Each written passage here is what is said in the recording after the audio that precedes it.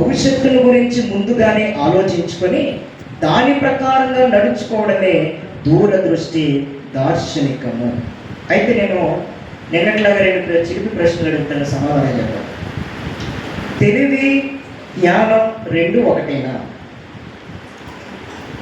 తెలివి, జ్ఞానం రెండు ఒకటేనా? ఈ దేవుని స్తోత్రం అల్లెలుగా చెప్పం కాబట్టి నాకేం అర్థం కావట్లేదు. మీ నుంచి ఆన్సర్ ఎలా పసిగట్టాలో అర్థం కావు.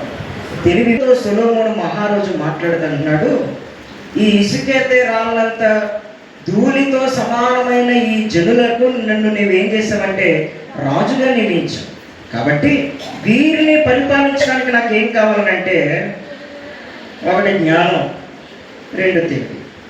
ఇప్పుడు మీకు తెలివి ఉందా, జ్ఞానం ఉందా నేను చెప్తాను, మీరు అర్థం చేసుకోండి.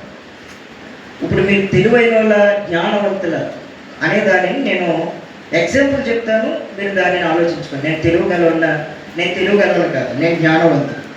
ఓకేనా? జాగ్రత్తగా. తెలివైన వాళ్ళు ఎలా ఉంటారనంటే తెలివి అప్పటికప్పుడే తప్పించేస్తారు. తెలివి అప్పటికప్పుడే ఎలా తప్పించుకోవాలో నేర్పుతుంది తెలివి. జ్ఞానం అలా కాదు, భవిష్యత్తులో ఎలా నిలబడాలో జ్ఞానం నేర్పుతుంది. తెలివికి జ్ఞానానికి చాలా వ్యత్యాసం ఉంది. మళ్ళా చెప్తున్నాను, జాగ్రత్తగా మనసులో పెట్టుకోండి.